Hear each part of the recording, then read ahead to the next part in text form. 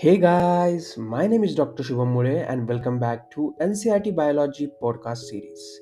तो देखो यार, हमारे ह्यूमन फिजियोलॉजी के लगभग सारे चैप्टर जो है वो पॉडकास्ट के ज़रिए स्पॉटिफाई एंड यूट्यूब पे एंड एप्पल पॉडकास्ट पे जो है वो अवेलेबल हो चुके हैं। अभी क्लास 11 से ह्यूमन फिजियोलॉजी सेक्शन से दो ही चैप्टर बाकी है। That is first is locomotion and movement and second is excretion. So आज हम करेंगे लोकोमोशन एंड मूवमेंट एंड इसके बाद वाला जो पॉडकास्ट होगा उसमें जो है हम एक्सक्रीशन एंड ऑस्मोरेगुलेशन की जो है वो बातें करेंगे। सो let's start the chapter 20 that is locomotion and the movement.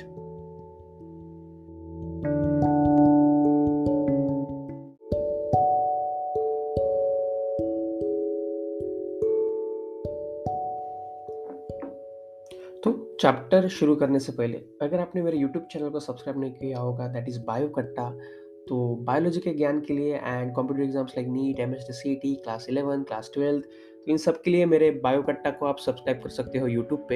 And दूसरा एक यूट्यूब चैनल है मेरा जिसका नाम है ई कट्टा, जहाँ पे आपको एंटरटेनमेंट मिलेगा मेरी ही तरफ से, तो उसको भी ज़रूर सब्सक्राइब करना। साथ ही में अगर आप ये पॉडकास्ट सुन रहे हो स्पॉटिफाई या एप्पल पॉडकास्ट पे या गूगल पॉडकास्ट पे, तो यार इस पॉडकास्ट को फॉलो ज़रूर करना एंड तुम्हारी रेटिंग ज़रूर देना कि तुमको ये पॉडकास्ट कैसा लगा। सो अगर कोई मैसेज मुझे भेजना हो तो मुझे आप इंस्टाग्राम पे भी फॉलो कर सकते हो, दैट इज़ शुभम88 इज़ माई इंस्टा आईडी। साथ ही में आप मेरे वेबसाइट को जाके जो है वो भेज दे सकते हो एंड वहाँ पे भी मुझे ईमेल कर सकते हो कि आपको ये पॉडकास्ट कैसा लग रहा है एंड क्या लग रहा है। So let's start. देखो यार, इस चैप्टर में हम क्या बात करने वाले हैं। हम टाइप्स ऑफ मूवमेंट हम सबसे पहले देखने वाले हैं, देन हम मसल्स के बारे में जानने वाले हैं, then skeletal system, joints, disorders of muscular and skeletal system के बारे में हम जानने वाले हैं। So let's start the topic. देखो यार, मूवमेंट जो है ये one of the significant feature है ऑफ लिविंग बींग्स। एनिमल्स हो या प्लांट्स हो, सभी जो है वो मूवमेंट करते हैं। जैसे कि अगर हम सिंगल सेल ऑर्गेनिजम्स की बात करें जैसे कि अमीबा, उसमें क्या होता है, स्ट्रीमिंग ऑफ प्रोटोप्लाज्म होता है, that is a simple form of the movement. ये एक एमसीक्यू आ सकता है कि streaming of protoplasm is a simple form of movement, तो ये पॉइंट ध्यान में रखना। कुछ कुछ ऑर्गेनिज्म में सीलिया मूव होता है, कुछ में फ्लैजेला होता है, कुछ में टेंटेकल्स होते हैं, तो हर एक टाइप के ऑर्गेनिज्म में अलग अलग मूवमेंट्स थ्रू द अलग अलग ऑर्गन्स हमको देखने को मिलता है। ह्यूमन बींग्स में क्या क्या होता है, ह्यूमन बींग्स में लिम्स होते हैं, जॉज होते हैं, आईलिड्स होते हैं, टंग होता है, इन सब की अलग अलग मूवमेंट्स होती है। ठीक है, लेकिन इन्हीं कुछ ऑर्गन्स के मूवमेंट की वजह से क्या होता है कि चेंज ऑफ लोकेशन होता है।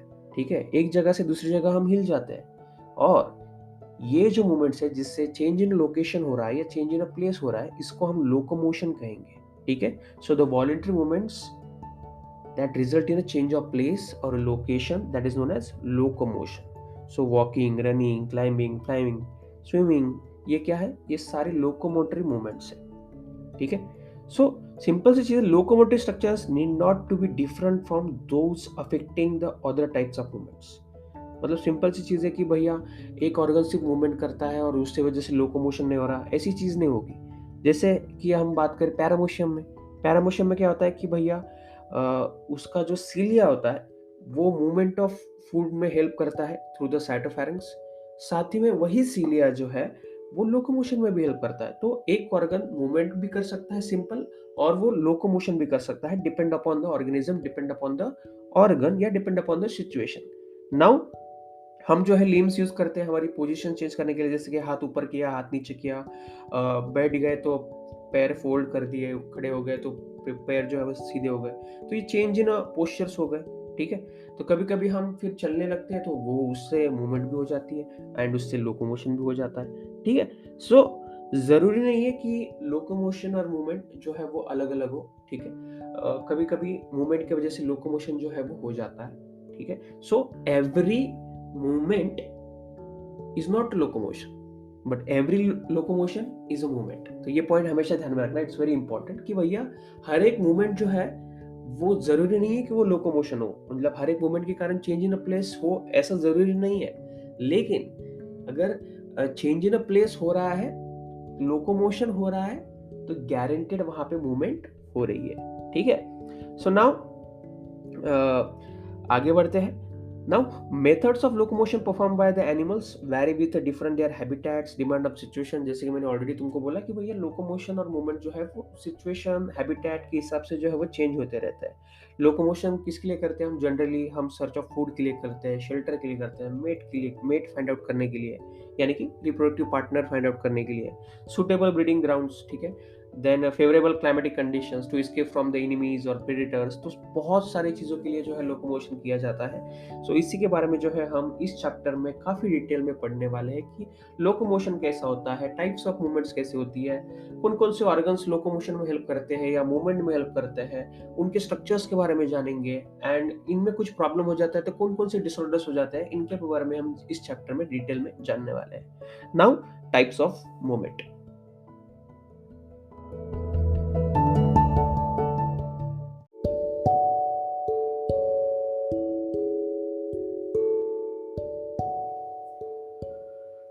देखो, cells of human body exhibit करती है three main types of movements, namely amoeboid, ciliary and muscular.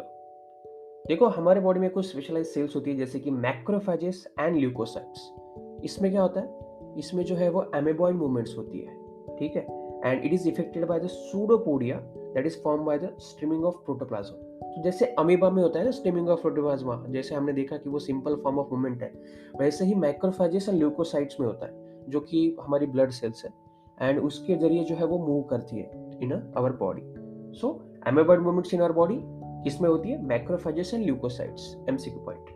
Then cytoskeletal movements होते हैं हमारे सेल्स में, ठीक है, जैसे कि माइक्रोफिलामेंट्स होते हैं, वो भी जो है वो एमेबॉइड मूवमेंट्स में हेल्प करते हैं। तो ये भी एक एमसीक्यू आ सकता है कि कौन सा साइटोस्केलेटल एलिमेंट जो है वो एमेबॉइड मूवमेंट में हेल्प करता है, तो उसका आंसर क्या कर सकते हो तुम? That is microfilaments. हमारे बॉडी में सिलियरी मूवमेंट्स भी होती है, जैसे कि हमारे जो इंटरनल ट्यूबुलर ऑर्गन्स है, ठीक है, उसमें क्या होता है? सिलिएटेड एपिथेलियम होता है। तो इसका एक एग्जांपल हम ले सकते हैं कि ट्रकिया है हमारा, ठीक है, जो हमारी ब्रीदिंग वाली एयर जो है वो लंग्स तक पहुंचाता है, ठीक है। तो हम जब ब्रीथ करते हैं तो उसके अंदर ड्रग्स ड्रग्स बोल रहा हूँ मैं, डस्ट भी जाती है, ठीक है। सो वो डस्ट जो है वो या फिर फॉरेन पार्टिकल जो है वो चले जाते हैं हमारे नाक के अंदर से, तो उनको रिमूव करने के लिए, ठीक है, सो कोऑर्डिनेटेड मूवमेंट्स ऑफ सिलिया होता है, ठीक है। तो ये जो ट्रकिया है, इसमें सिलिएटेड एपिथेलियम होता है, सिलिया होता है, तो ये कैसे रिदमेटिक मूवमेंट करता है, थप थप रप रप रप रप ऐसी, ठीक है। सो कैसे, अब थोड़ी देर में ऐसे, ठीक है, तो इमेजिन कि वो ऐसे हिलता है, ठीक है, पंखे की तरह हिलता है, एंड वो जो है वो डस्ट पार्टिकल्स को जो है वो बाहर फेंकता है, ठीक है। साथ ही में अभी ये सिलियरी मूवमेंट्स और कहीं पे भी होती है क्या? जी हाँ, होती है। जब ओवरी से ओवा निकलता है, सो द पैसेज ऑफ ओवा through the female reproductive tract, ठीक है, it is also facilitated by the ciliary movements, ठीक है। तो फॉलिपियन ट्यूब से जब जाता है ओवा, तो उसको भी सिलिया जो है वो आगे ढकलता है, ठीक है, यूटेरस की तरफ। तो ये दोनों एग्जांपल है सिलियरी मूवमेंट्स के in our body. Match the pair में एमसीक्यू आ सकता है, तो keep this in mind. Now, हमारे बॉडी में लिम्स है, जॉज है, टंग्स है, ठीक है, इनको मस्कुलर मूवमेंट्स की जो है वो जरूरत होती है, ठीक है।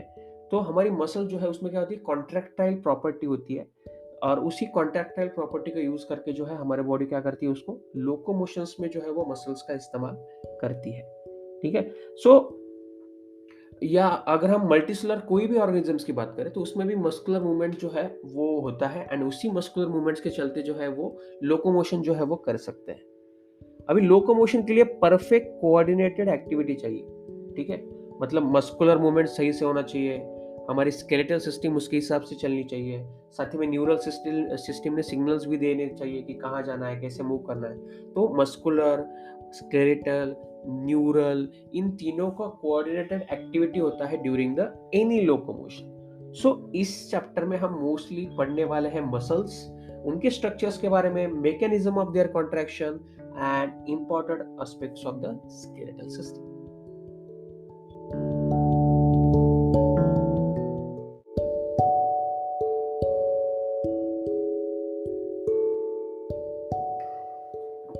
मसल, देखो यार, चैप्टर 8 में तुमने ऑलरेडी पढ़ा है कि सिलिया एंड फ्लैजेला जो है they are the outgrowths of cell membrane. Very important MCQ point, ठीक है, they are the outgrowths of cell membrane. Now, flagellar movement जो है वो हेल्प करती है swing of spermatozoa, maintenance of water current in the canal system of sponges, ठीक है, and in locomotions of the protozoans like Euglena.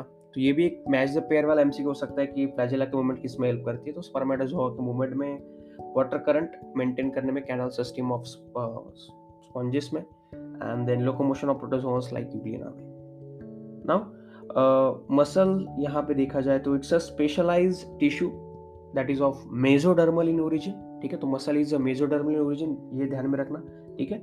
लगभग body का 40 to 50% wait जो है वो मसल्स कंट्रीब्यूट करते हैं इन ह्यूमन बॉडी। तो ये भी कम से आ सकता है कि muscles 40 to 50% of the weight of the body होते हैं, ठीक है। उनमें स्पेशलाइज प्रॉपर्टीज होती है, एक्साइटेबिलिटी होती है, कॉन्ट्रैक्टिलिटी होती है, एक्सटेंसिबिलिटी होती है, एंड यहाँ पे तुमको इलास्टिसिटी भी जो है वो देखने को मिलेगी। और इन्हीं प्रॉपर्टीज की मदद से जो है वो हमें मसल्स हेल्प करते हैं इन अ मूवमेंट, ठीक है। सो मसल्स जो है वो डिफरेंट क्राइटेरिया यूज करके जो है वो क्लासिफाई किए गए हैं, नेमली उनके लोकेशन के हिसाब से, या फिर उनके अपीयरेंस के हिसाब से, या फिर nature of regulation of their activities के हिसाब से, ठीक है। सो सबसे पहले लोकोमोशंस की बात करते हैं। तो लोकोमोशन के आधार पे there are 3 types of muscles: skeletal muscles, visceral muscles and cardiac muscles. Skeletal muscles की बात करूँ तो they are closely associated with the skeletal components of the body, जैसे कि bones. They have striped appearance under the microscope and hence they are called as striated muscles. मतलब उसमें जो है वो स्ट्रिप्ड अपीयरेंस जो है वो स्केलेटल मसल्स में होता है, ठीक है। मतलब अगर तुमको जस्ट इमेजिन करना है तो एक वाइट पेज है, ठीक है, एंड उसके ऊपर मैंने लाल काले लाल काले लाल काले लाल काले ऐसे बॉक्सेस बनाए हैं। So as a that type of appearance जो है तुमको यहाँ पे देखने को मिलेगा, तो उसको हम स्टेरिएटेड मसल्स कहते हैं, स्केलेटल मसल्स को, ठीक है। So as their activities are under voluntary control, हमारे मन मुताबिक के हिसाब से चलते हैं, हमारे मन के हिसाब से चलते हैं, हम जो कहते हैं वो करते हैं। So that's why they are called as voluntary muscles also, ठीक है। And they are primarily involved in the locomotory actions and changes of the body postures. Simple सी चीज़ है, ठीक है। तो हमारी जो डे टू डे लाइफ है वो सारी स्केलेटल मसल्स के बलबूते पे चलती है। देन विसरल मसल्स कहाँ पे होती है भैया? Inner walls of hollow visceral organs, ठीक है। जो हमारे विसरल ऑर्गन्स है, इंटरनल ऑर्गन्स है, उनके इनर वॉल्स पे होती है, ठीक है। तो ये भी एक एमसीक्यू आ सकता है कि कौन से वॉल्स पे होती है? तो इनर वॉल्स पे होती है, ठीक है, of hollow organs like alimentary canal, reproductive tract, ठीक है। उसमें कोई भी स्टेरिएटेड अपीयरेंस नहीं होता, ठीक है। So they are non स्टेरिएटेड muscles, या उसको हम स्मूथ मसल्स भी कह सकते हैं। तो विसरल मसल्स को दूसरा नाम क्या है? स्मूथ मसल्स, ठीक है। एंड या उसको नॉन स्टेरिएटेड मसल्स भी कहते हैं। एंड उनकी एक्टिविटीज भी है वो भी अंडर वॉलंटरी कंट्रोल नहीं होती। So they are called as non voluntary muscles also. So smooth muscles are non voluntary muscles, ठीक है। हम क्या हमारे मन के हिसाब से डाइजेशन नहीं करवाते कि भैया स्टमक अभी तू एसिड सिक्रेट कर, स्मॉल इंटेस्टाइन तू अभी इंटेस्टाइनल जूस सिक्रेट कर, थोड़ा सा चर्निंग कर दे मिक्सर की जैसा स्टमक। नहीं, हमारे मन के हिसाब से नहीं होता, अपने आप हो जाता है। So they are non voluntary muscles, ठीक है। एंड वो किस में हेल्प करते हैं? ट्रांसपोर्टेशन ऑफ फूड में हेल्प करते हैं through the digestive tract, gametes के मूवमेंट में हेल्प करते हैं थ्रू द जेनिटल ट्रैक्ट। तो सारे इंटरनल ऑर्गन के फंक्शन जो है वो स्मूथ मसल्स के बलबूते पे चलते हैं, ठीक है। Then as a name suggest, next is cardiac muscles. कहाँ पे होंगे? मसल्स ऑफ हार्ट में होंगे भैया, सिंपल सी चीज है, ठीक है। और इनमें जो है तुमको ब्रांचिंग पैटर्न जो है वो एक देखने को मिलेगा, ठीक है।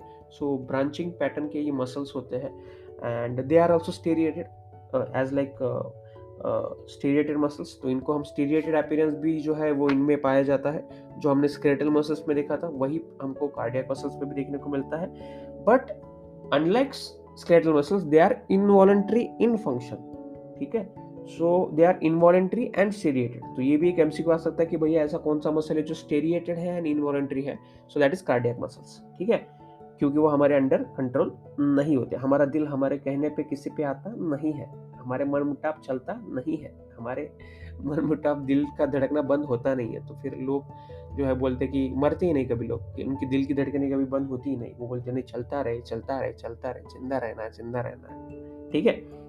Now let's understand skeletal muscles का स्ट्रक्चर जो है वो हम बहुत ही डीपली देखते हैं। मैकेनिज्म ऑफ कॉन्ट्रैक्शन भी जो है स्केलेटल मसल्स में कैसे होता है वो देखते हैं, ठीक है। So each organise skeletal muscles in our body जो है वो किससे बना है? ये बना है नंबर ऑफ मसल बंडल्स और फेसिकल्स जिनको एक दूसरे के साथ बांधा गया है। मतलब अगर हम एक लकड़ी ले, दो लकड़ी ले, तीन लकड़ी ले, चार लकड़ी ले और इन सबको एक पेपर में, ठीक है, ऐसा फोल्ड कर दे, उनका एक ट्यूब जैसा पैटर्न बना दे।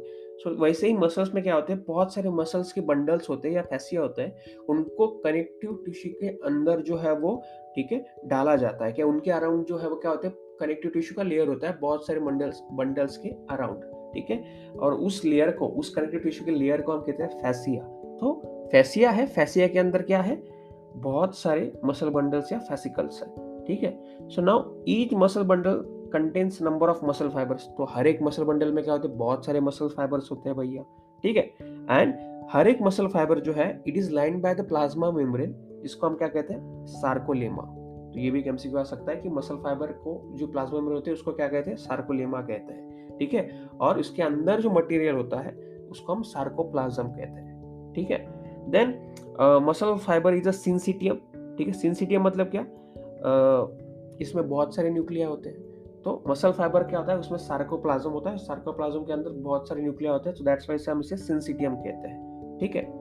नाउ इसके अंदर एंडोप्लाज्मिक रेटिकुलम भी होता है, जिसको हम सार्कोप्लाज्मिक रेटिकुलम जो है वो कहते हैं। एंड इसमें क्या होता है, ठीक है, ये जो सार्कोप्लाज्मिक रेटिकुलम होता है मसल फाइबर्स का, ये स्टोर क्या करता है, ये स्टोर करता है कैल्शियम आयंस। तो ये भी एक एमसीक्यू आ सकता है कि सार्कोप्लाज्मिक रेटिकुलम क्या स्टोर करता है, तो वो स्टोर करता है कैल्शियम आयन। देखो, बहुत सारे characteristic feature of muscle fibre जो है हमको देखने को मिलते हैं, ठीक है। नाउ इसमें जो है मसल फाइबर्स में बहुत सारे फिलामेंट्स तुमको देखने को मिलेंगे, जो तुमको सार्कोप्लाज्म के अंदर जो है वो एक दूसरे के पैरेलल अरेंज होते हैं। सो बहुत सारे ऐसे फिलामेंट जो है वो अरेंज होते हैं, जिसको हम क्या कहते हैं, मायोफिलामेंट्स और मायोफिब्रिल्स। तो मसल फाइबर्स के अंदर बहुत सारे फिलामेंट्स पैरेलली अरेंज होते हैं, जिनको हम मायोफिलामेंट्स कहते हैं या फिर मायोफिब्रिल्स कहते हैं। अब हर एक मायोफिब्रिल पे क्या होता है, alternate light and dark bands हमको देखने को मिलते हैं, ठीक है। सो यही जो है वो स्टेरिएटेड अपीयरेंस बनाते हैं, ठीक है। जो हमने देखा था स्केलेटल मसल्स की क्या है, प्रॉपर्टी है, ठीक है। नाउ अब ये जो स्टेरिएटेड अपीयरेंस है, ये किसके कारण होता है, ये टू इंपॉर्टेंट प्रोटीन्स के कारण होता है, ठीक है। ये जो स्टेरिएटेड अपीयरेंस है, ये टू इंपॉर्टेंट प्रोटीन्स के कारण होता है, जिनके नाम है actin and myosin. Now the light band, ठीक है, जो लाइट कलर का बैंड होता है इसमें मायोफिब्रिल में, ठीक है, इसमें क्या होता है, एक्टिन होता है। ध्यान से सुनो, ये काफी इंपॉर्टेंट एमसीक्यू पॉइंट है। लाइट बैंड में क्या होता है, एक्टिन होता है, ठीक है। एंड इसको हम लाइट बैंड को क्या कहते हैं, हम इसको आई बैंड कहते हैं या फिर आइसोट्रोपिक बैंड कहते हैं। तो आई बैंड में क्या होता है, एक्टिन होता है, जिसको हम लाइट बैंड कहते हैं, ठीक है। डार्क बैंड्स में क्या होता है, डार्क बैंड को हम अनआइसोट्रोपिक बैंड कहते हैं। एंड इसमें क्या होता है, ठीक है, इट कंटेन्स मायोसिन, ठीक है, it contains myosin. So it's very very very important.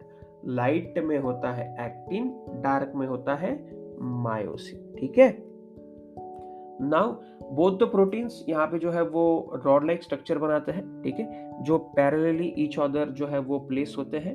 And वो जो है वो यहाँ पे क्या होते हैं, मायोफिब्रिल का स्ट्रक्चर बनाते हैं, ठीक है। क्या बनाते हैं, मायोफिब्रिल का स्ट्रक्चर। अब एक्टिन फिलामेंट की बात करूं तो एक्टिन से क्या याद आता है हमको, एक्ट्रेस, बॉलीवुड की एक्ट्रेस होती है ना, so they are very thinner. So actin यहाँ पे थिन होता है बॉलीवुड की एक्ट्रेस की तरह, compare to the myosin. Myosin मतलब मोटा, मोटा वाला होता है मायोसिन, तो ये ध्यान में रखो, ठीक है। सो इसलिए हम एक्टिन को थिन फिलामेंट भी कहते हैं और मायोसिन को थिक फिलामेंट भी हम रिस्पेक्टिवली कहते हैं, ठीक है। नाउ आई बैंड जो है, लाइट बैंड जो है, ठीक है, उसके सेंटर में एक इलास्टिक फाइबर जाता है, ठीक है। आई बैंड के थ्रू उसके सेंटर से एक इलास्टिक फाइबर जाता है, एक लाइन फॉर्म करता है, वो इसको हम क्या कहते हैं, जेड लाइन, ठीक है। तो आई बैंड से कौन सी लाइन जाती है, जेड लाइन जाती है, जो इसको बाइसेक्ट करती है, ठीक है।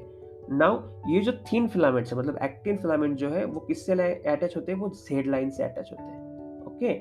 नाउ थिक फिलामेंट्स की बात करें, ठीक है, जो ए बैंड में होते हैं, they are held together in the middle of this band by the thin fibrous membrane called as M line. Okay, now myosin को कौन अटैच करता है या myosin को कौन ग्रुप टुगेदर करता है, that is M line, ठीक है। तो ये ध्यान में रखना है, Z लाइन के कांटेक्ट में कौन है, एक्टिन है, एंड M लाइन के कांटेक्ट में कौन है, मायोसिन। नाउ ये जो ए एंड आई बैंड्स है they are arrange alternatively throughout the length of the myofibrils, मतलब light dark light dark light dark, isotropic anisotropic, light dark light dark light dark, ठीक है। और यही जो है स्टेरियोइड अपीयरेंस फॉर्म करता है। नाउ ये जो मायोफिब्रिल का पोर्शन है that is between two successive Z lines, इसको हम क्या कहते हैं, इसको हम फंक्शनल यूनिट ऑफ कॉन्ट्रैक्शन कहते हैं, ठीक है। तो दो जेड लाइंस, ठीक है, दो जेड लाइंस के बीच में का जो पोर्शन है that is the functional unit of contraction, इसको हम सार्कोमियर कहते हैं, ठीक है। तो structural and functional unit of muscle contraction क्या है, सार्कोमियर, जो दो जेड लाइंस के बीच में होता है। Very important MCQ point. जब रेस्टिंग स्टेट होता है, मतलब मसल जब कॉन्ट्रैक्ट हुआ नहीं होता है, ठीक है, तो ये जो एजेस है ऑफ थिन मेम्ब्रेन, ठीक है, on the other side of thick filaments are partially overlap the free ends of thick filaments leaving the central part of thick filaments। Simple सी चीज है, मतलब यहाँ पे क्या होता है कि ए बैंड जो है जब मसल रिलैक्स होता है, ठीक है, ये क्या करता है, ये मायोसिन के ऊपर आराम से स्टे करता है, ठीक है। मतलब ऊपर की तरफ ए बैंड है, बीच में यहाँ पे एम बैंड है, और दो ए बैंड के बीच में वहां पे क्या होता है, गैप होता है जब मसल्स रिलैक्स होते हैं, ठीक है। जब मसल कॉन्ट्रैक्ट होता है, ठीक है, तब ये जो गैप है ये नहीं रहता है, ठीक है। ओवर द मायोसिन के ऊपर के जो दो एक्टिन फिलामेंट के बीच में का गैप है वो नहीं रहता है, ठीक है। तो ये जो गैप है इसको हम एच जोन कहते हैं, ठीक है। तो central part of the thick filament, ठीक है, मायोसिन के ऊपर का जो सेंट्रल पार्ट है जिसको ओवरलैप नहीं किया गया है बाय एक्टिन फिलामेंट, इसको हम एच जोन कहते हैं या हिंसन्स जोन कहते हैं, ठीक है। ये भी एक इंपॉर्टेंट एमसीक्यू पॉइंट है। The central part of thick filament not overlap by thin filament is called as H zone या हिंसन्स जोन। साइंटिस्ट के नाम के ऊपर इसका नाम जो है वो रखा गया था। Now structure of contractile proteins. अभी ईच एक्टिन या थिन फिलामेंट जो है वो क्या बना है, वो दो एफ फिलामेंटस एक्टिन से बना है, ठीक है। सो एफ एक्टिन से बना है, मतलब फिलामेंटस एक्टिन से बना है, जो हेलिकली एक दूसरे के अराउंड बाउंड करते हैं। मतलब दो सांप एक दूसरे के अराउंड कैसे, सपोज क्या कर रहे हैं, ऐसा सर्कुलर स्ट्रक्चर फॉर्म कर रहे हैं, ठीक है। मतलब एक दूसरे के अराउंड रेडी मार रहे हैं, दो सांप एक दूसरे से चिपके हुए हैं और ऐसा गोल गोल एक दूसरे के साथ चिपके हुए हैं, वैसा स्ट्रक्चर तुमको एक्टिन फिलामेंट का दिखता है। और ये दो सांप को हम दो एफ एक्टिन जो है वो कह सकते हैं, दो फिलामेंटस एक्टिन कह सकते हैं। अभी हर एक एफ एक्टिन जो है ये क्या है, ये पॉलीमर है ऑफ मोनोमोरिक ग्लोबुलर एक्टिन्स, ठीक है। तो हर ये ग्लोबुलर स्ट्रक्चर गोल गोल स्ट्रक्चर से बना है ये, तो इसीलिए इसको हम क्या कहते हैं, ठीक है, एफ एक्टिन कहते हैं। Okay, now two filaments of another protein, ठीक है। तो ये ध्यान में रखना है हमको कि two filaments of another protein that is tropomyosin run close to the F actin throughout the length. तो यहाँ पे इन दोनों एफ एक्टिन के अराउंड क्या होता है, एक अनदर प्रोटीन होता है जिसको हम ट्रोपोमायोसिन कहते हैं, जो इनके एक दूसरे के आजू बाजू से जाता है।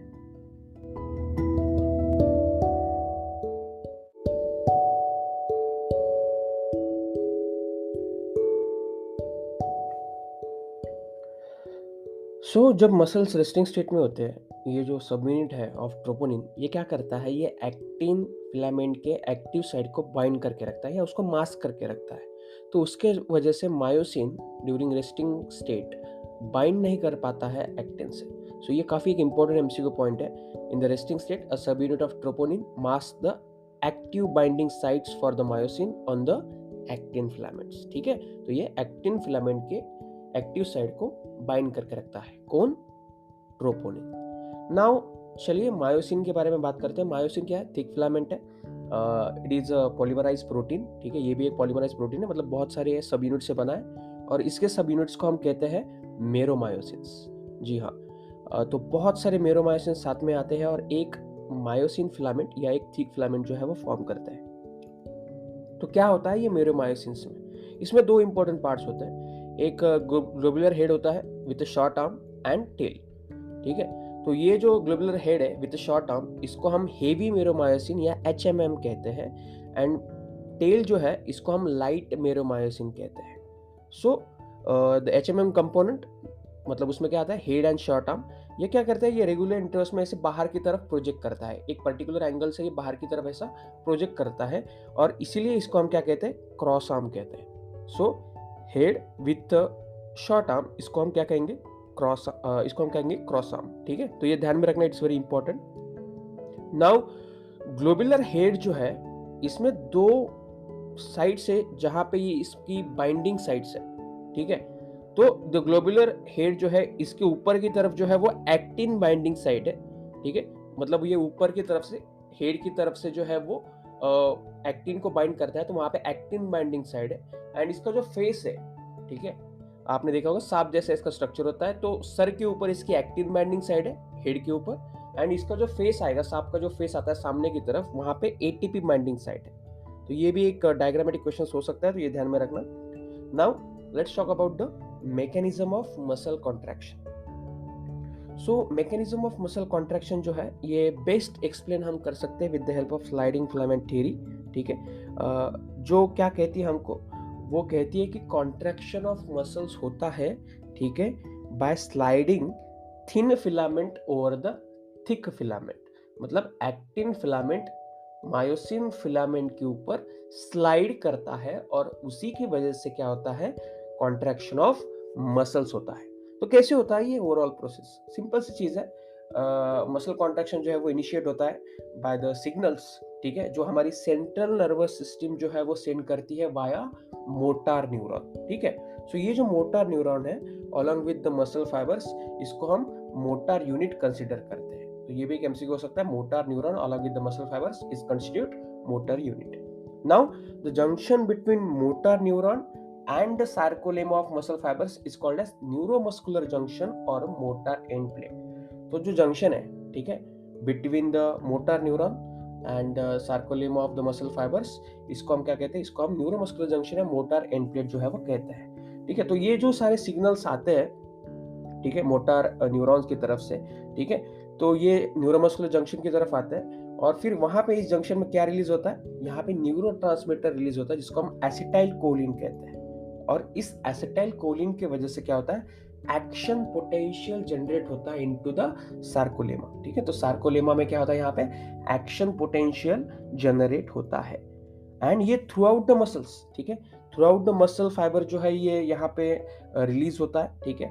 एंड जिसकी वजह से क्या होता है कि सार्कोप्लाज्म में क्या होता है, सार्कोप्लाज्मिक रेटिकुलम होते हैं, एंड वो क्या रिलीज करते हैं, कैल्शियम आयंस, ठीक है? सो कैल्शियम आयंस यहाँ पे जो है वो सार्कोप्लाज्म में रिलीज होते हैं, और जैसे जैसे यहाँ पे, ठीक है, कैल्शियम आयन जो है वो बढ़ते जाएंगे, ठीक है, तो ये कैल्शियम आयन जो है वो कहाँ पे जाके बाइंड करेंगे, ये सब यूनिट ट्रोपोनिन को जाके बाइंड करेंगे, ठीक है? तो ट्रोपोनिन क्या करता है, नॉर्मल कंडीशंस में हमने देखा कि ट्रोपोनिन जो है वो एक्टिव साइट से बाइंड होता है ऑफ द एक्टिन फिलामेंट। अब ये कैल्शियम आयंस क्या करेंगे, उस ट्रोपोनिन को वहां से खींच के निकालेंगे, ठीक है? ट्रोपोनिन को खींच के निकालेंगे, तो वहां पे जो एक्टिव साइट है, ठीक है, स्टिकी साइड है ऑफ एक्टिन फिलामेंट्स, वो एक्सपोज हो जाएगी। तो फिर वहां पे क्या बाइंड हो सकता है, मायोसिन फिलामेंट बाइंड हो सकता है, ठीक है? अब मायोसिन फिलामेंट जो है वो नीचे की तरफ होता है, उसको जो है वो ऊपर की तरफ जाना है, उसको बस एक पुश चाहिए होता है जिसके थ्रू क्या हो जाए, वो एक्सपोज साइड जो है, ये एक्टिव साइड है एक्टिन की, उसको टच हो जाए।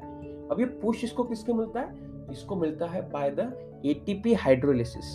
मतलब एटीपी का यहाँ पे ब्रेकडाउन हो जाता है, वो कन्वर्ट होता है into the ADP plus phosphorus, and फिर वो एनर्जी जो रिलीज होती है इस बॉन्ड के टूटने के कारण, वो एनर्जी जो है वो मायोसिन को ऊपर की तरफ ढकलती है, जिसके थ्रू मायोसिन जो है वो एक्टिन फिलामेंट से क्या हो जाता है, अटैच हो जाता है। और ये जब अटैचमेंट बनती है, इसको हम क्या कहते हैं, क्रॉस ब्रिज फॉर्मेशन, ठीक है, क्रॉस ब्रिज फॉर्मेशन कहती है। नाउ ये जो एक्टिन फिलामेंट्स है, ठीक है, ये क्या करता है, यहाँ पे क्रॉस ब्रिज के चलते क्या होता है कि ये एक्टिन फिलामेंट के जो 2 पार्ट होते हैं, इसको खींचने लगता है सेंटर की तरफ, ठीक है? तो towards the centre of A band जो है वो एक्टिन फिलामेंट्स को ये खींचने लगता है, एंड उसके कारण क्या होता है, शॉर्टनिंग ऑफ सार्कोमियर हो जाता है। मतलब 2 झेड लाइन के बीच में का जो पोर्शन है वो शॉर्ट होने लगता है, ठीक है, कॉन्ट्रैक्शन होने लगता है, शॉर्टनिंग ऑफ साइक्रोमियर होता है। एंड इससे हमें क्या पता चलता है, मसल भी यहाँ पे क्या हो रहा है, शॉर्ट हो रहा है, ठीक है, कॉन्ट्रैक्शन हो रहा है मसल्स का। तो इसकी वजह से क्या होता है कि बाबा आई बैंड जो है, वो आई बैंड की लेंथ जो है वो कम हो जाती है during the contraction of muscles, so I bands get reduce, but A band जो है वो उसकी लेंथ रिटेन करता है। So this is very important MCQ point, during the contraction of muscles I band is reduced, ठीक है, but A band is remains constant, ठीक है? नाउ अभी मसल कॉन्ट्रैक्ट हो गया, ठीक है, अब क्या हो जाएगा, अभी एडीपी जो है वो फिर से पीआई के साथ बाइंड हो जाएगा, एंड उसके कारण एटीपी फॉर्मेशन हो जाएगा, ठीक है? और फिर एटीपी फॉर्मेशन हो जाएगा, तो ये फिर से नीचे खींच लेगा मायोसिन को। नीचे खींच लेगा तो यहाँ पे क्या हो जाएगा, मायोसिन जो है वो नीचे हो जाएगा, क्रॉस ब्रिज टूट जाएगा, और जो एक्टिन फिलामेंट्स पास में आए थे वो फिर से अपनी जगह चले जाएंगे, तो मसल फिर से क्या हो जाएगा, रिलैक्स हो जाएगा। ठीक है, सो ये जो एंड फिर से ये प्रोसेस चलती रहेगी, फिर से एटीपी का हाइड्रोलाइजेशन होगा, फिर से मसल पास में आएंगे, एक्टिन फिलामेंट पास में आएगा, क्रॉस ब्रिज फॉर्मेशन होगा, फिर से एटीपी बन जाएंगे, फिर से मायोसिन नीचे आ जाएगा, फिर से मसल रिलैक्स हो जाएगा। तो ये कब तक चलता रहेगा, ये कॉन्ट्रैक्शन रिलैक्शन ये कब तक चलता रहेगा, जब तक कैल्शियम आयंस रिलीज हो रहे हैं फ्रॉम द सार्कोप्लाज्मिक रेटिकुलम, जब तक ट्रोपोनिन जो है वो अनमास्क हो रहा है फ्रॉम द एक्टिन फिलामेंट्स, और एक्टिन फिलामेंट्स की एक्टिव साइट्स एक्सपोज हो रही है। जब यहाँ पे सीएनएस से सिग्नल्स आना बंद हो जाएंगे, ठीक है, तो कैल्शियम आयंस यहाँ पे रुक जाएंगे। ठीक है, कैल्शियम आयन रुक गए तो ट्रोपोनिन फिर से एक्टिन को बाइंड हो जाएगा, मास्क कर लेगा इसके एक्टिव साइट्स को, और फिर यहाँ पे रिलैक्सेशन जो है वो या कॉन्ट्रैक्शन जो है वो मसल्स का रुक जाएगा। ठीक है, सो ये प्रोसेस को हम क्या कहते हैं, इसको हम कहते हैं स्लाइडिंग फिलामेंट थ्योरी या कॉन्ट्रैक्शन ऑफ मसल्स। ठीक है, तो अब ये क्या होता है, कभी कभी क्या होता है कि बहुत ज्यादा जो है वो कैल्शियम आयंस रिलीज होते हैं, बहुत ज्यादा बार कॉन्ट्रैक्शन रिलैक्सेशन होता रहता है, तो उसके वजह से क्या हो जाता है, रिपीटेड एक्शन जो होती रहती है, तो ये इसके वजह से क्या होता है कि एक्यूमुलेशन ऑफ लैक्टिक एसिड होता है वहां पे। ठीक है, क्योंकि ऑक्सीजन जो है, अभी इसके लिए एनर्जी चाहिए कॉन्ट्रैक्शन के लिए, वो एनर्जी नहीं मिलती है वाया एरोबिक रेस्पिरेशन, ऑक्सीजन अगर नहीं आ रहा है एडिक्वेट, तो अनएरोबिक रेस्पिरेशन हो जाएगा, विदाउट ऑक्सीजन एटीपी जनरेट हो जाएगी, और उसका बाय प्रोडक्ट क्या आता है, लैक्टिक एसिड आता है। और जब ये लैक्टिक एसिड मसल्स में डिपॉजिट होने लगता है तो मसल्स अंडरगो फटीग, वो थक जाता है, तो पेन होने लगता है आपको। ठीक है, तो आपके पैर दुखते हैं, हाथ दुखते हैं ड्यू टू विगरस एक्सरसाइज या कुछ भी काम करने से, तो ये मसल के फटीग होने के कारण होता है, लैक्टिक एसिड के डिपोजिशन कारण होता है। ठीक है, सो ये जो रिएक्शन टाइम होता है हर एक मसल्स का अलग अलग होता है, अपने depend upon the type of muscles. ठीक है, साथ ही में मसल्स में क्या होता है कि यहाँ पे red colour oxygen storing pigment होते हैं। ठीक है, ताकि एरोबिक रेस्पिरेशन हो, तो ये जो red coloured oxygen storing pigment होते हैं इसको हम मायोग्लोबिन कहते हैं। तो कुछ कुछ मसल्स में मायोग्लोबिन जो है वो काफी ज्यादा मात्रा में होता है, जिसके कारण मसल्स का कलर आता है रेड कलर। ठीक है, और इसी रेड फाइबर्स को, इसको हम रेड फाइबर्स कहते हैं इस मसल्स को, और इस रेड फाइबर्स में माइटोकॉन्ड्रिया भी काफी ज्यादा होते हैं। ठीक है, तो ऑक्सीजन भी ज्यादा है, माइटोकॉन्ड्रिया भी ज्यादा है, तो एनर्जी ज्यादा रिलीज होती है। ठीक है, इन रेड फाइबर्स, तो एटीपी प्रोडक्शन में काफी हेल्पफुल करते हैं, तो इनका मैकेनिज्म भी काफी अच्छा होता है। नाउ इसीलिए हम इस मसल्स को क्या कहते हैं, एरोबिक मसल्स कहते हैं। तो रेड मसल्स को हम एरोबिक मसल्स कहते हैं क्योंकि उसमें मायोग्लोबिन ज्यादा होता है, तो ऑक्सीजन ज्यादा है, माइटोकॉन्ड्रिया भी ज्यादा होते हैं। तो कुछ कुछ मसल्स होते हैं जिसमें काफी कम क्वांटिटी होती है मायोग्लोबिन की, तो वो थोड़े से व्हाइटिश या पेल नजर आते हैं हमको, इसको हम व्हाइट फाइबर्स कहते हैं। एंड इसमें माइटोकॉन्ड्रिया भी काफी कम होते हैं। ठीक है, व्हाइट फाइबर्स में माइटोकॉन्ड्रिया कम होते हैं, लेकिन सार्कोप्लाज्मिक रेटिकुलम जो है व्हाइट फाइबर्स में काफी ज्यादा होते हैं। ठीक है, सो ये ध्यान में रखना, they are depend upon the anaerobic process for the energy. तो व्हाइट फाइबर जो है वो अनएरोबिक रेस्पिरेशन करते हैं, इसलिए हम इसको अनएरोबिक मसल्स कहते हैं। रेड फाइबर्स मायोग्लोबिन के हाई क्वांटिटी के चलते, माइटोकॉन्ड्रिया के हाई क्वांटिटी के चलते, ठीक है, उसको हम क्या कहते हैं, रेड फाइबर्स कहते हैं। Okay, so it's all about muscles. Now हम पढ़ेंगे स्केलेटल सिस्टम।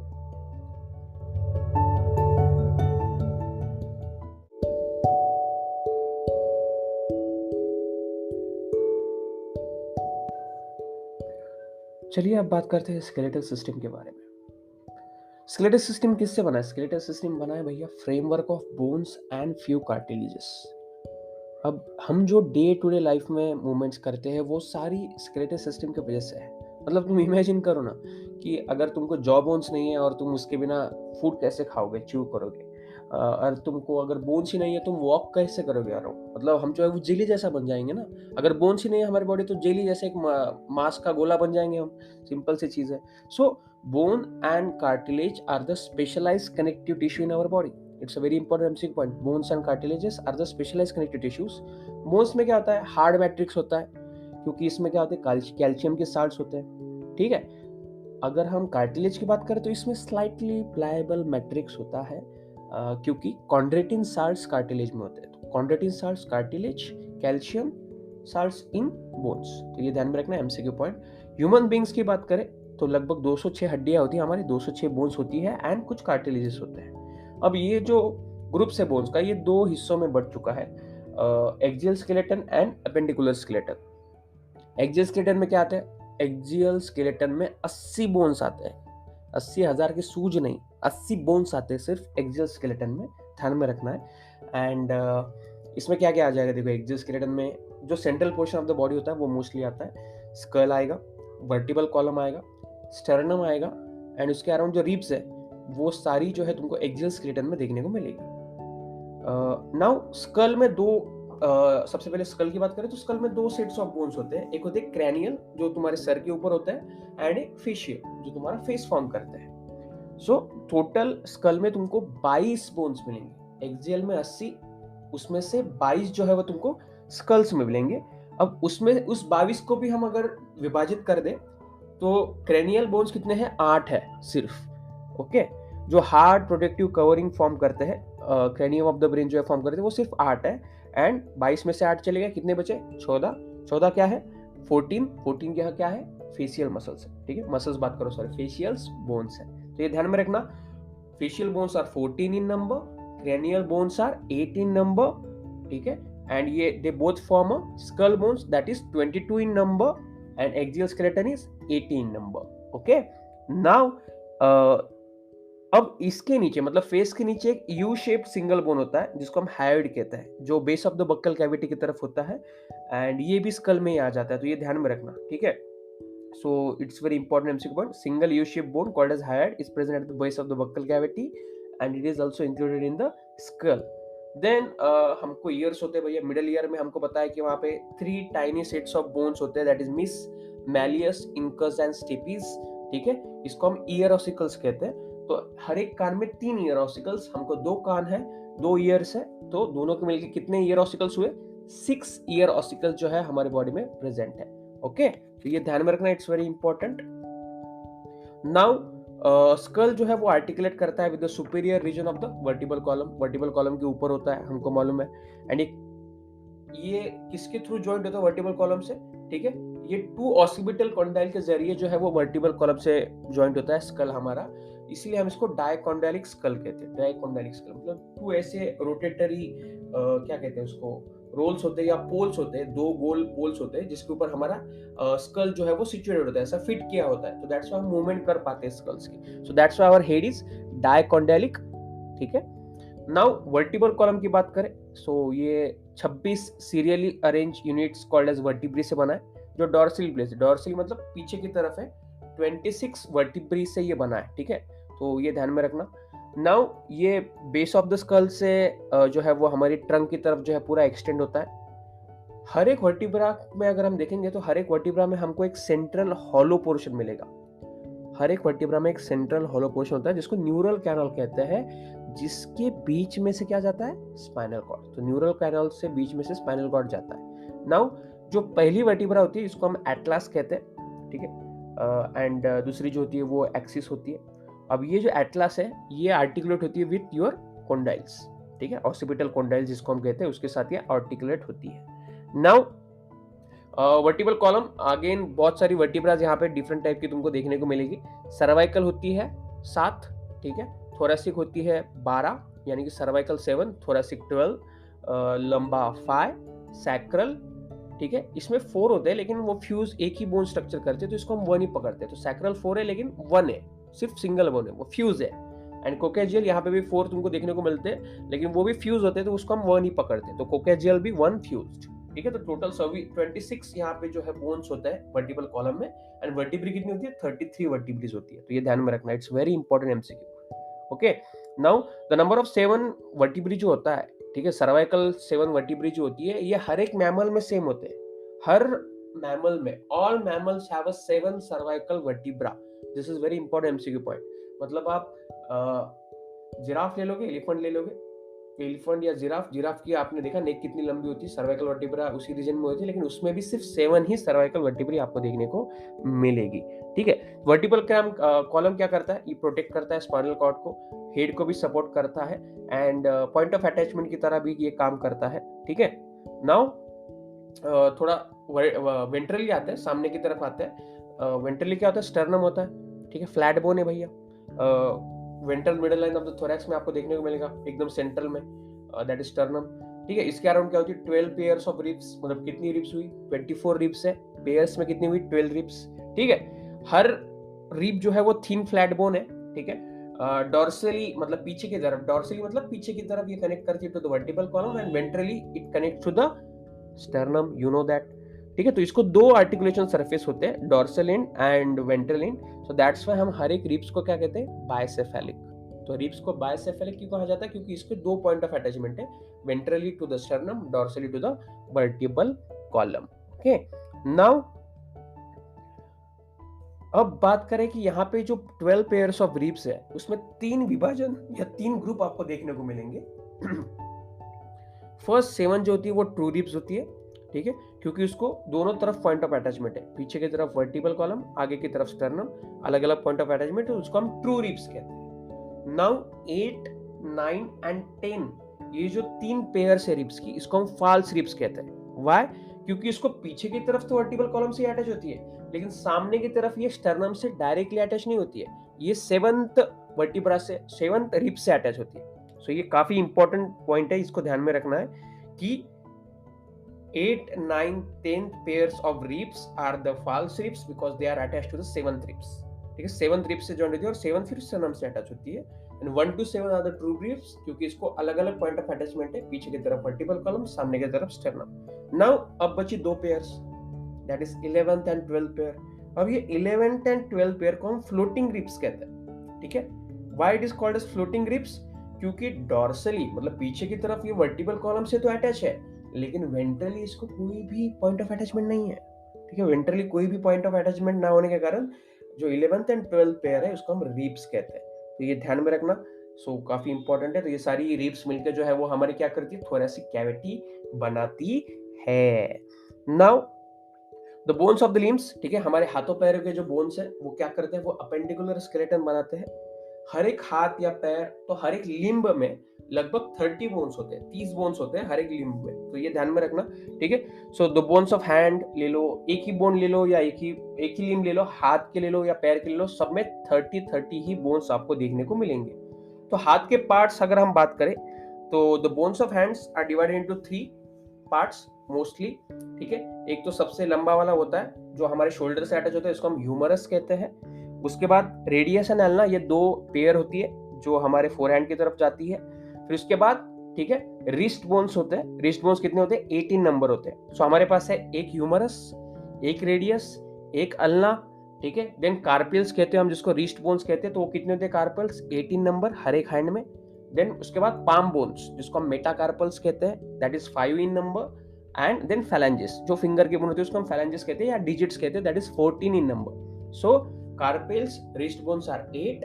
ठीक है, then metacarpals, palm bones that is 5, क्योंकि 5 फिंगर्स होते हैं हमको। ठीक है, एंड देन फैलेंजेस, ये जो हमारे फिंगर्स होते हैं ये 3 हिस्सों में बढ़ चुके हैं, तुमने देखा होगा। सो that is 14 in number. Same यहाँ पे तुमको स्ट्रक्चर देखने को मिलेगा लेग्स में। लेग्स में एक थाई बोन होता है जो longest bone of the body, जिसको हम फीमर कहते हैं। So longest bone of the body femur, MCQ point, वो एक होता है नंबर में हर एक पैर में। देन जैसे हमारी रेडियस अल्ना होती है, जैसे पैर में हमारा क्या होता है, टिबिया एंड फिबुला होता है। ठीक है, टिबिया एंड फिबुला होता है। देन जैसे हमारा हाथों में कार्पेल्स होते हैं, यहाँ पे हमारे पैरों में टार्सल्स होते हैं। ठीक है, जिसको हम एंकल बोन्स कहते हैं। बट अनलाइक कार्पल्स, कार्पल्स कितने होते हैं, 18 नंबर होते हैं। बट यहाँ पे टार्सल्स तुमको, एंकल बोन जो है वो सिर्फ 7 ही नंबर दिखेंगे, तो ये डिफरेंस है। तो tarsals are 7 in number but carpals of the hand are 18 number. Then metatarsals 5 in number, क्योंकि 5 फिंगर्स होते हैं हमारे टोस को भी। ठीक है, तो metatarsals and metacarpals same, palm bones या कहते हैं हम उसको 5 इन नंबर, हाथों और पैरों के। देन फैलेंजेस, पैरों के भी हमारे 14 ही फैलेंजेस होते हैं। ठीक है, जैसे हमारे हाथ के होते हैं। सो यहाँ पे एक बोन का गैप आ रहा है ना, एक बोन कम आ रहा है, तो वो एक बोन एक्स्ट्रा होता है पैरों में, जिसको हम पटेला कहते हैं। ठीक है, तो ये सर्कुलर थोड़ा सा कप शेप बोन होता है एंड इसको पटेला होता है, जो हमारे नी में होता है। तो नी कैप बनाता है, जो हमारा नी होता है ना, वो सर्कुलर रीजन तुमको लगता है जब तुम नी को हाथ लगाते हो, अपने घुटने को हाथ लगाते हो। सो दैट इज पटेला, तो वो एक ही नंबर होता है हर एक पैर में। So this are the 30 bones of hands and legs. Now यहाँ पे ये क्या करते हैं हैंड्स एंड लेग्स, ये पेक्टोरल एंड पेल्विक गर्डल जो है वो फॉर्म करते हैं, जो हमको upper and lower limbs body को ज्वाइन करने में एंड मूवमेंट करने में हेल्प करता है। ठीक है, with the axial skeleton. Now each girdle जो है वो दो हिस्सों से बना है, ठीक है, पेल्विक हो या पेक्टोरल हो, दो हिस्सों से बना है।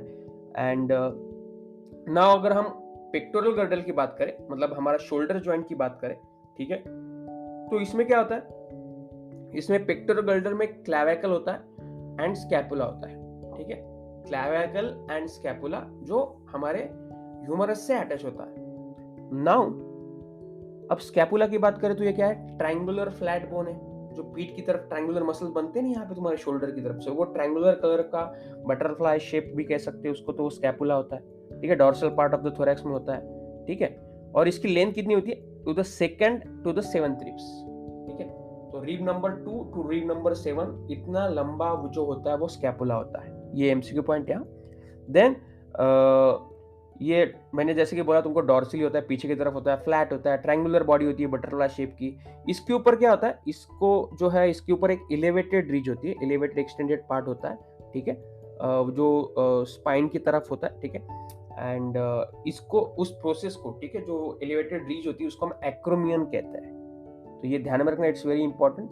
Dorsal flat triangular body of the scapula has a slightly elevated ridge is called as the spine which project as a flat expanded process called as acromion। तो सिंपल सी चीज है, मतलब ज्यादा कॉम्प्लिकेट करने का इसको मतलब कोई मतलब नहीं है कि स्कैपुला को एक एक्सटेंडेड रीज होती है, एक फ्लैट पार्ट होता है जो बाहर की तरफ आता है, जिसको हम एक्रोमियन प्रोसेस कहते हैं, ठीक है। एंड ये एक्रोमियन प्रोसेस को क्या जॉइंट होता है, क्लैविकल, जो हमारा शोल्डर बोन है ना, ये ब्यूटी बोन भी क्लैविकल को कहा जाता है, जो दिखता है प्रोमिनेंटली। अगर आप सुकड़े लुकड़े हो, ठीक है, आप मतलब थीन पर्सन हो तो आप में दिखेगा ये शोल्डर वाला बोन, तो उसको हम क्लैविकल कहते हैं। तो वो एक्रोमियन प्रोसेस से ज्वाइन होता है। अब ये एक्रोमियन प्रोसेस के नीचे क्या होता है, एक खड्डा होता है, डिप्रेशन होता है, जिसको हम ग्लिनॉइड कैविटी होती है, ठीक है, जिसको ग्लिनॉइड कैविटी बोलते हैं। और इस ग्लिनॉइड कैविटी में हमारा ह्यूमरस जो है वो ज्वाइन होता है, ठीक है। सो एक्रोमियन प्रोसेस के नीचे एक डिप्रेसिव कैविटी है, ठीक है, एक खड्डा है, उस खड्डे में हमारा ह्यूमरस जाके फिट होता है, जिसको हम शोल्डर बोन कहते हैं या शोल्डर जॉइंट कहते हैं, ठीक है। So each clavicle is a long slender bone with यहाँ पे दो कर्वेचर उसमें देखने को मिलते हैं, ठीक है, और इसी क्लैविकल को हम क्या कहते हैं, कॉलर बोन भी कहते हैं, तो ये भी ध्यान में रखना। अब पेल्विक गर्डल की बात करें, जो हमारे कमर का जो जॉइंट है, ठीक है, सो पेल्विक गर्डल जो है ये दो कोक्सुअल बोन से बना है, वेरी इंपॉर्टेंट एमसीक्यू पॉइंट, ये 2 कोक्सुअल बोन से बना है। अब हर एक कोक्सुअल बोन जो है वो 3 फ्यूजन से बना है, 3 बोन्स के फ्यूजन से बना है, that is ilium, ischium and pubis. समझ लो, पेल्विक गर्डल है, उसमें 2 बड़े बड़े बोन है जिसको हम कोक्सुअल बोन्स कहते हैं। अब ये दो बोन्स का हर एक हिस्सा जो है, कोक्सुअल बोन का हर एक हिस्सा 3 बोन्स के फ्यूज होने से बनता है, 3 बोन्स एक साथ आते हैं और वो बनाते हैं, that is ilium, ischium and pubis, ठीक है।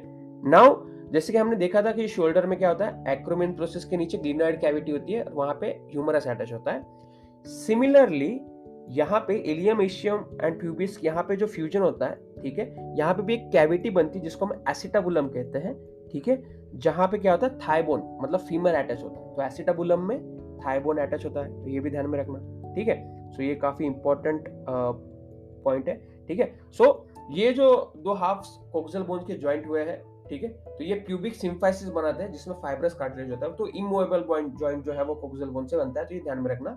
एंड जब फीमर जॉइंट होता है एसिटाबुलम से, तो वहां पे बॉल एंड सॉकेट जॉइंट बनता है, तो उसके बारे में अभी हम बात करेंगे, ठीक है। So let's talk about the joints.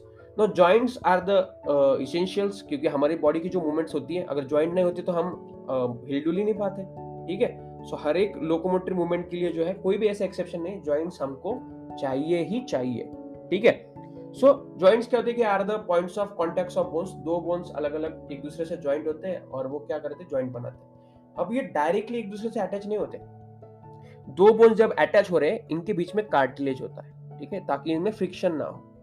अब फोर्स मसल्स कैरी करते हैं, ठीक है, फोर्स जो है वो मसल जनरेट करते हैं एंड इसके जरिए जॉइंट्स मूव होते हैं, ठीक है।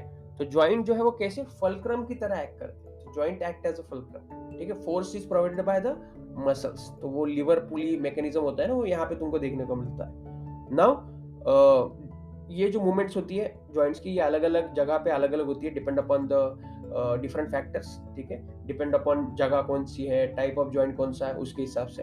तो टाइप ऑफ जॉइंट की बात की तो ये 3 मेजर स्ट्रक्चरल फॉर्म में जो है डिवाइड हो चुका है, डिपेंड अपॉन कि किस टाइप का जॉइंट है। तो इसमें 3 हमको मोस्टली देखने को मिलते हैं, that is fibrous, cartilaginous and synovial.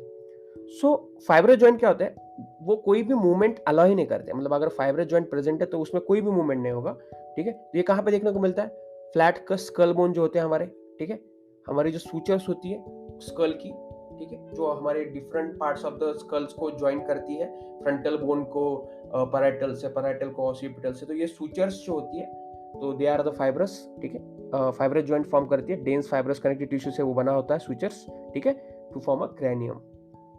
Now cartilaginous joints, ठीक है, तो ये दो जॉइंट्स के बीच में कार्टिलेज होता है जिसको हम कार्टिलेजिनस जॉइंट कहते हैं। तो इसमें थोड़ी सी स्लाइटली मूवमेंट्स हमको देखने को मिलती है, ये हमको वर्टिकल कॉलम में देखने को मिलता है, हम जो ऐसा झुकते हैं, खड़े होते हैं, या हिलते डुलते डांस करते हैं, वर्टिकल कॉलम की जो मूवमेंट होती है, तो वो कार्टिलेजिनस जॉइंट्स की वजह से होता है। लेकिन कंप्लीट मूवमेंट नहीं होती है, 180 डिग्री नहीं होती है, मतलब तुम ऐसा तोड़ मरोड़ नहीं सकते उसको, तो लिमिटेड मूवमेंट्स हमको वर्टिकल कॉलम होता है, तो that is a type of cartilaginous joints. Now सबसे इंपॉर्टेंट, साइनोवियल जॉइंट्स। इसमें क्या होता है कि इसमें जॉइंट का जो पोर्शन होता है वहां पे साइनोवियल फ्लूइड प्रेजेंट होता है, ठीक है। जैसे हमारे घर में कोई भी चीज है जिसमें ऑयल डालते हैं हम, तो ऑयल डालने से उसकी मूवमेंट जो है वो काफी अच्छी तरीके से हो जाती है। तो वैसे यहाँ पे दो बोन्स के बीच में कैविटी होती है, उसमें साइनोवियल फ्लूइड होता है, और जिसके वजह से ये काफी मूवमेंट होती है, ठीक है। तो ये जो हम मूवमेंट करते हैं, पैर की, हाथों की, चलते हैं, डांस करते हैं, 360 डिग्री मूवमेंट जो होती है वो साइनोवियल जॉइंट्स की वजह से होती है। और इसमें हमको अलग अलग टाइप के जॉइंट भी देखने को मिलेंगे, जैसे कि बॉल एंड सॉकेट जॉइंट, ठीक है। बॉल एंड सॉकेट जॉइंट कितने, between the humerus and pectoral girdle, ठीक है, जो हाथ का हमारा शोल्डर जॉइंट है, that is a ball and socket. पैर का भी, ठीक है, जो फीमर और पेल्विक गर्डल के बीच में, वो भी बॉल एंड सॉकेट जॉइंट है। नाउ इसका अलग एक दूसरा एक टाइप है, दैट इज हिंज जॉइंट, ठीक है। हिंज जॉइंट मतलब क्या, इसमें 180 डिग्री मूवमेंट होती है। तो हमारा ये जो हाथों का जॉइंट है, ह्यूमरस से जो रेडिएशन अल्ना अटैच होते हैं, ठीक है, तो वो एक हिंज जॉइंट है। या फिर पैरों में नी जॉइंट जो है हमारा, ठीक है, so that is also hinge joint. Now pivot joint between the first two vertebrae के बीच में होता है, atlas and axis, ठीक है। Then gliding joint, so gliding joint between the carpals होता है of the hand, ठीक है। तो ये ध्यान में रखना, carpals या tarsals के बीच में होता है, that is a gliding joint. Saddle joint, अब ये होता है between the carpal and metacarpal of the thumb, ठीक है। तो thumb joint जो होता है that is a saddle joint, ठीक है। तो ये मैच द पेयर की फॉर्म में आ सकते हैं ये सारे जॉइंट्स, तो इसको अच्छे से फिर से एक बार सुन लेना थोड़ा पीछे जाके, ठीक है। Now last part of the chapter, that is disorders of muscular and skeletal system. Okay, now हमको अलग अलग यहाँ पे डिसीजेस जो है वो मस्कुलर सिस्टम में देखने को मिलते हैं। सबसे पहले इसमें आता है मिस्थीनिया ग्रेविस, ठीक है। तो myasthenia gravis is a autoimmune disorder, it's very important MCQ point. Myasthenia gravis is a autoimmune disorder जो न्यूरोमस्कुलर जंक्शन को अफेक्ट करता है। तो न्यूरोमस्कुलर जंक्शन में तुमको मालूम है कि muscle contraction, calcium deposition, acetyl covalence secrete होता है, तो वो काफी अफेक्ट करता है। उसकी वजह से क्या होता है, मसल्स जो है वो फटीग में चले जाते हैं, वीकनिंग हो जाते हैं मसल्स, पैरालिसिस हो जाता है मसल्स का, ठीक है। और ये ऑटोइम्यून कंडीशंस की वजह से होता है। So that is a myasthenia gravis, autoimmune disorder, match the pair में आ जाता है। देन मस्कुलर डिस्ट्रॉफी, ये जेनेटिक डिसऑर्डर है, ठीक है। It's a progressive degeneration of skeletal muscles, mostly due to the genetic issues, ठीक है। तो मस्कुलर डिस्ट्रॉफी में क्या होता है कि मसल्स अपने आप डीजनरेट होने लगते हैं, ठीक है। So that is the muscular dystrophy, genetic disorder. Then tetany, tetany क्या होता है कि रैपिड स्पैजम्स आते हैं, वाइल्ड कॉन्ट्रैक्शन, मतलब बहुत ही ज्यादा मसल्स कॉन्ट्रैक्शन में आते हैं, और अगर एक बार वो कॉन्ट्रैक्शन में हो गए तो वो कॉन्ट्रैक्शन में ही रहेंगे बहुत देर तक, ठीक है। क्योंकि वहां पे क्या होता है कि कैल्शियम का सप्लाई बहुत ही कम हो जाता है, तो वो उसमें मूवमेंट जो है वो काफी अच्छी तरीके से नहीं होती। तो due to the low calcium in the body fluid, tetanus तुमको, या टिटनी, टिटेनस अलग है, टिटनी अलग है, टिटेनस अलग है, तो उसके बारे में हम बाद में बात करेंगे। तो टिटनी होता है, तो ध्यान में रखना कि tetany is due to the low calcium in the body fluid, tetany, ठीक है। देन अर्थराइटिस, ठीक है। Arthritis is inflammation of joints, अगर कोई भी जॉइंट में अगर कोई भी हिस्सा तुम्हारा सूज रहा है, इन्फ्लेमेशन हो रहा है जॉइंट्स में किसी भी चीज के कारण, तो उसको हम अर्थराइटिस कहते हैं। तो मोस्टली जो हमको एक्सटर्नल फोर्सेस की वजह से होता है वो टेम्परेरी होता है, ठीक है। एंड अगर कभी कभी साइनोवियल फ्लूइड में यूरिक एसिड डिपोजिशन हो जाता है, या फिर वो साइनोवियल फ्लूइड चला जाता है, तो उसकी वजह से वहां पे इन्फ्लेमेशन हो रहा है या इन्फेक्शन हो गया, तो दैट इज अर्थराइटिस। तो उसमें मूवमेंट रिस्ट्रिक्टेड हो जाती है जॉइंट्स की। तो ये सफिक्स ध्यान में रखना, जहां पे भी आइटिस लगता है उसका मतलब इन्फ्लेमेशन होता है, देन उसके बाद ऑस्टियोपोरोसिस, ये एज रिलेटेड डिसऑर्डर है, जिसमें क्या होता है कि बोन मास काफ़ी कम हो जाता है, ठीक है? और फ्रैक्चर बढ़ जाते हैं बॉडी में। क्यों होता है ये ऑस्टियोपोरोसिस? क्योंकि कैल्शियम यहाँ पे कम होता है बोन में से, बोन की डेंसिटी कम हो जाती है। और ये फीमेल्स में तो ज़्यादा देखने को मिलता है क्योंकि एस्ट्रोजन का हार्मोन जो है वो काफ़ी कम होता है। तो एस्ट्रोजन क्या करता है? कैल्शियम डिपोजिशन करता है बोन में, ठीक है? उसका एक पैसिव फंक्शन है ये। लेकिन फीमेल्स की जैसे एज हो जाती है तो एस्ट्रोजन की मात्रा कम हो जाती है, एंड जिसके चलते यहाँ पे ऑस्टियोपोरोसिस में देखने को मिलता है हमको। देन गाउट, ऑलरेडी मैंने बोला कि इन्फ्लेमेशन ऑफ जॉइंट्स का एक रीजन है गाउट, और ये मोस्टली अगर यूरिक एसिड का डिपोजिशन हो जाता है, ठीक है? बोन्स में अगर यूरिक एसिड का डिपोजिशन हो रहा है तो उस कंडीशंस को हम गाउट कहते हैं। तो जब भी मूवमेंट करोगे आप जॉइंट्स की, तो वहां पे काफी काफी ज्यादा पेनफुल मूवमेंट यहाँ पे आपको देखने को मिलेंगे। सो फाइनली यहाँ पे हमारा चैप्टर खत्म होता है। होप आपको ये पॉडकास्ट पसंद आया होगा। तो मुझे इंस्टाग्राम पे आप फीडबैक जरूर दे सकते हैं। शुभम मोए 88 इज माई इंस्टाग्राम आईडी। आप जो है मेरे यूट्यूब चैनल को भी सब्सक्राइब कर सकते हैं, bio Katta for biology and NEET content, e Katta for entertainment, ठीक है? एंड आप मेरे वेबसाइट को भी विजिट कर सकते हैं www.shubhammole.com। सो रेट मस्त करना इस पॉडकास्ट को, आपको पसंद आया होगा, ठीक है? एंड यूट्यूब पे सुन रहे हो तो लाइक शेयर सब्सक्राइब भी कर देना है, बहुत मेहनत लगती है पॉडकास्ट करने में। So please share with your friends ताकि उनकी भी मदद हो जाए। एंड मिलते हैं अगले पॉडकास्ट में, तब तक के लिए बाय बाय एंड जय हिंद।